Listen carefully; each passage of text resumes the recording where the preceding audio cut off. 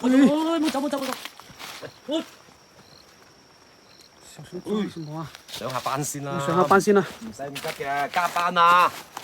開始加班。青蛙，哇！佢唔想加班喎。嗱，睇到未啊？見到個青蛙王子啊！即係我認為咧，我哋本土咁多種蛙類當中咧，佢個顏值係最高嘅，所以啦，一般我見到佢都叫佢青蛙王子，好鬼靚仔嘅。嗱，呢種蛙咧，我之前已經介紹過嘅。啊，佢個名咧，以前叫做大番薯蛙，而家咧就後尾改咗名之後咧，叫做大樹蛙啦。啊，大樹蛙咧，咁其實佢喺我哋廣東地區嚇，其實係分佈好廣嘅。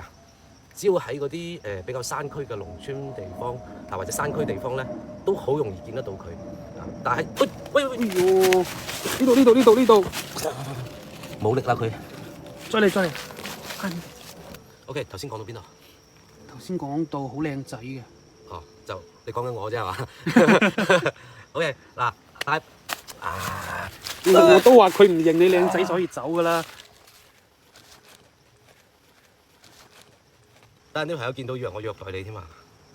嗱，大樹蛙，嗱，大樹蛙咧，佢主要就係喺啲山區啦。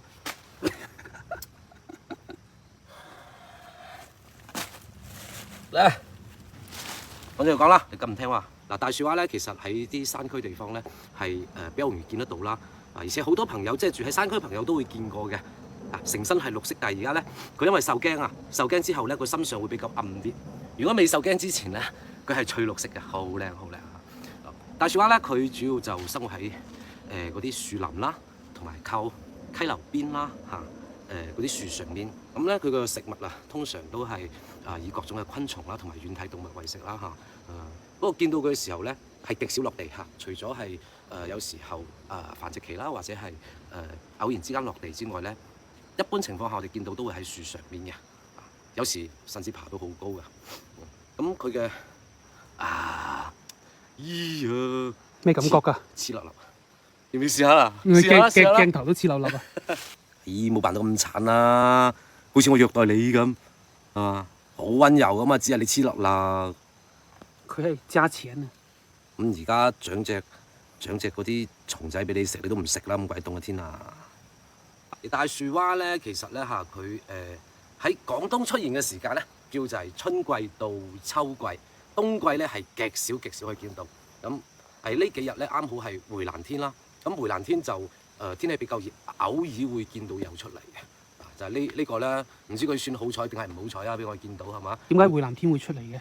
回南天嘅話咧，講到呢度咧有段故仔啦教大家個時候知識啦，就係即係回南天因為係點講咧？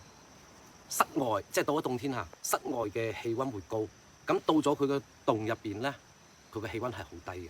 咁有呢個温度嘅反差之後咧，有啲頂唔住嗰啲蛙，可能佢冬眠呢個窿唔係好適合啦，非常之凍啊！咁呢個時候咧，佢出邊暖㗎，梗係走出嚟啦，係咪先？咁走出嚟就即係會有部分會係咁咯，因為我哋成日都喺野外觀察嘛，各種各樣嘅啲好奇葩嘅嘢都見得到嘅。佢哋出嚟，我哋又出嚟係嘛？我哋梗係要出嚟㗎啦，唔出嚟冇嘢拍㗎嘛，真係係嘛？OK。咁咧，大樹蛙咁佢嗰個顏色啦成身咧就好綠嘅。頭先都講咗啦，佢應激咧個身體嘅顏色就會變暗好多啦。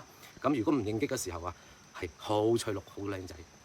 咁咧通常咧佢哋係晚黑先出嚟㗎啦，夜行性。日頭嘅話咧，佢哋匿喺邊啊？好多時候咧會趴喺嗰啲樹葉嗰度啦，因為綠色同樹葉會融為一體。最神奇嘅就係佢竟然可以偽裝到有呢啲蟲窿啦。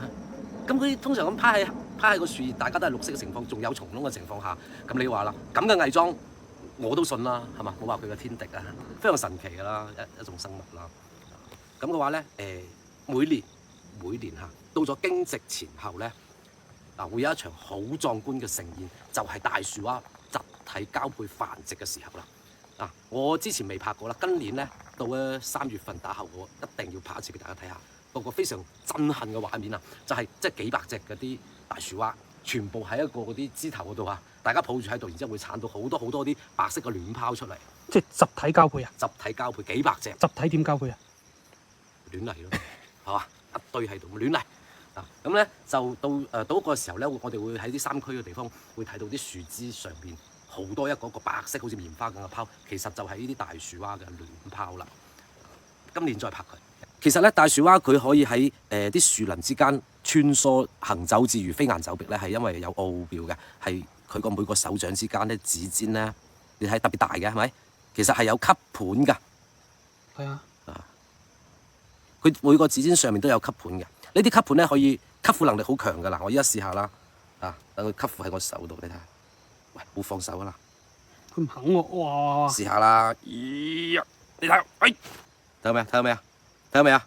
睇到啦。幾勁啊！哎，青蛙王子運動員啊嗱，係嘛？睇下嗱，兩隻手咁掹住就得㗎啦。冇咁殘啦，可能會有啲朋友會覺得話我好似好慘咁虐待佢，其實咧而家佢係呢個咧，其實而家冬天見到佢都唔靚仔啊，求其講下算啦，大樹蛙，咦呀冇咁慘啦，我放你啊，走，